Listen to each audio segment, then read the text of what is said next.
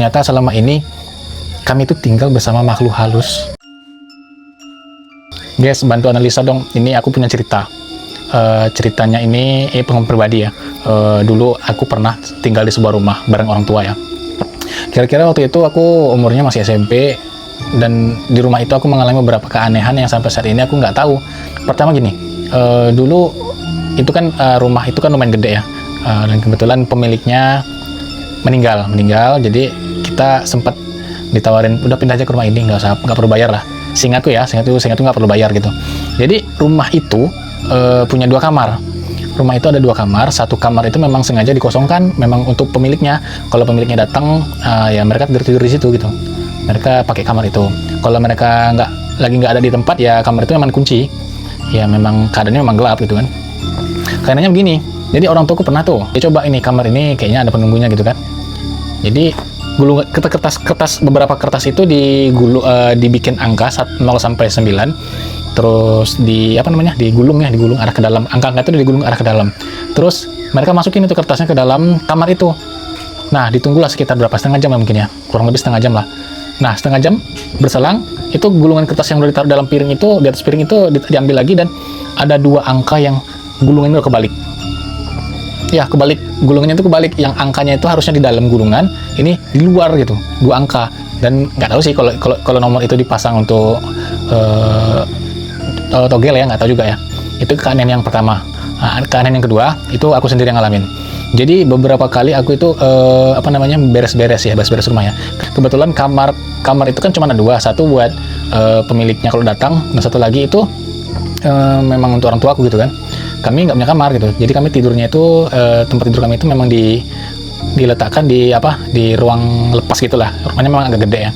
Jadi di ruang tamu depannya terus letter L gitu. Nah, kami tidurnya di pojokan ruang lepas itu gitu. Jadi di ruang lepas itu dibikinlah tempat tidur gitu ya, yang agak tinggi, mungkin sekitar semeter kurang lah gitu kan. Jadi waktu itu aku sempat beres-beres tempat tidur. Terus ini ada ular kecilnya mungkin panjangnya sekitar semeter lah.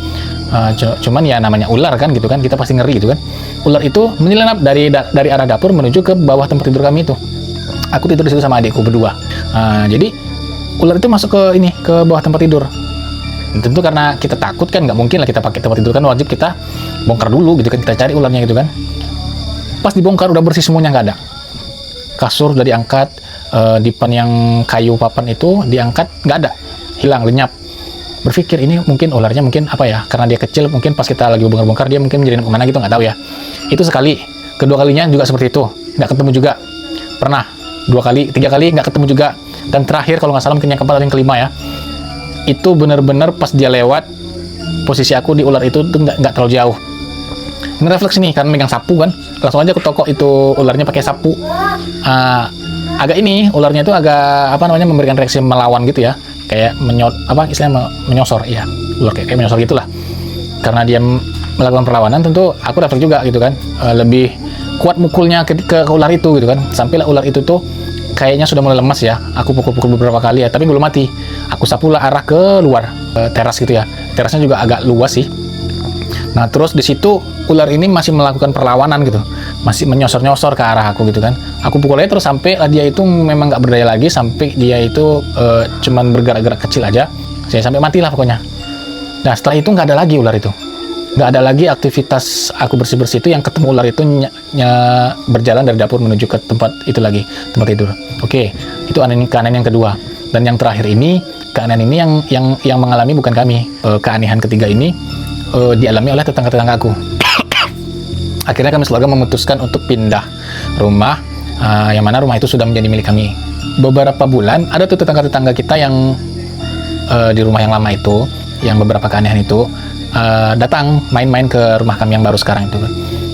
Beliau cerita katanya kan, ternyata setelah sepeninggalnya kami dari rumah yang agak aneh itu, kan itu kondisi rumahnya kan gelap itu, atau mungkin pada saat malam aja mungkin dinyalakan ya lampu teras, tetap di dalam rumah itu kosong gitu. Dan apa yang terjadi, beberapa malam tetangga-tetangga itu mendengar ada suara perempuan nangis dalam rumah itu.